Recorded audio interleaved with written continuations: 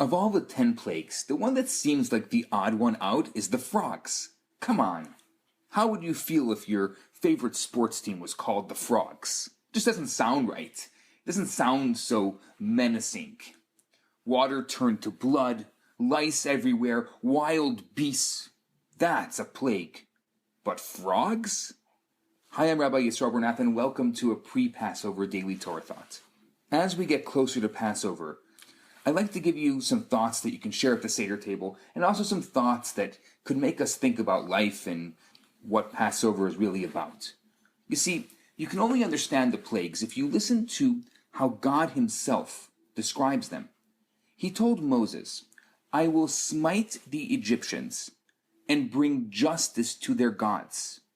God was not only punishing the Egyptian people for enslaving the Jewish people, the Israelites, but was smashing the Egyptian value system, their false gods. I think that people rarely do evil thinking that it's evil. Most villains believe that they're doing good because their value system is so twisted as to view darkness as light, to justify evil as good, to explain wickedness as righteousness. So God wanted to not only afflict the Egyptians, but to strike the source of their immorality. Each plague was an attack on the core beliefs of Egypt, the beliefs that led them to drown the Israelite babies, to become the most immoral society of the day. Let's look at 3 examples of plagues. So first, the river turns to blood, then the frogs, and then the lice. The Egyptians worshipped the Nile as a god.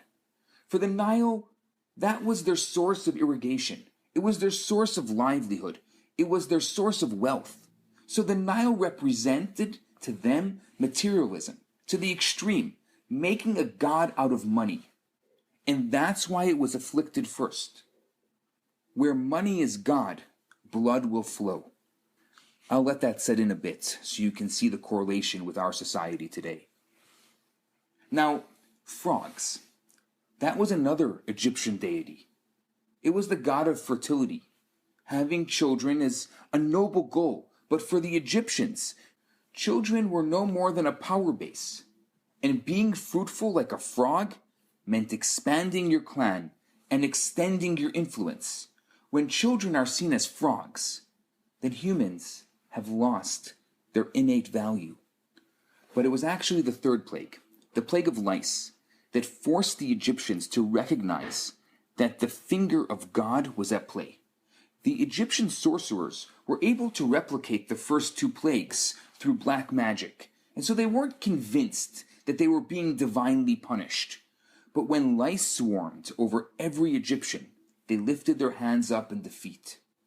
This is because as powerful as Egyptian sorcery was, it could not impact something as small as a louse.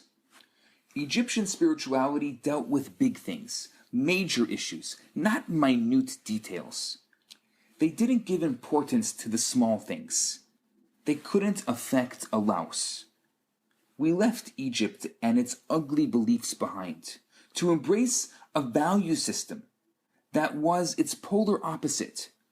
Money to our value system is not a god. It's just a means to do good. Our children are not trophies, but rather souls entrusted to us by God to care for and pass on our values. And the little things do matter. Most of our life is made up not of dramatic choices and big events, but of small details and subtle choices.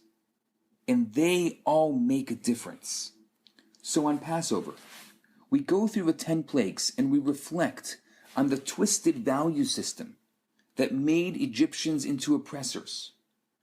This is relevant today more than ever, as we see some of the worst atrocities in human history being committed in the name of religion. Values have consequences. What you teach kids to believe will shape them for life. And we can't fight bad values with no values. The world needs to hear the message of Jewish values, that every life is sacred, that there is one God who gave us that life and loves us all, but didn't make us all the same. We don't all need to be one religion, as long as we recognize that one God is above us all. I'm Rabbi Yisroel Bonath. Have a fantastic day.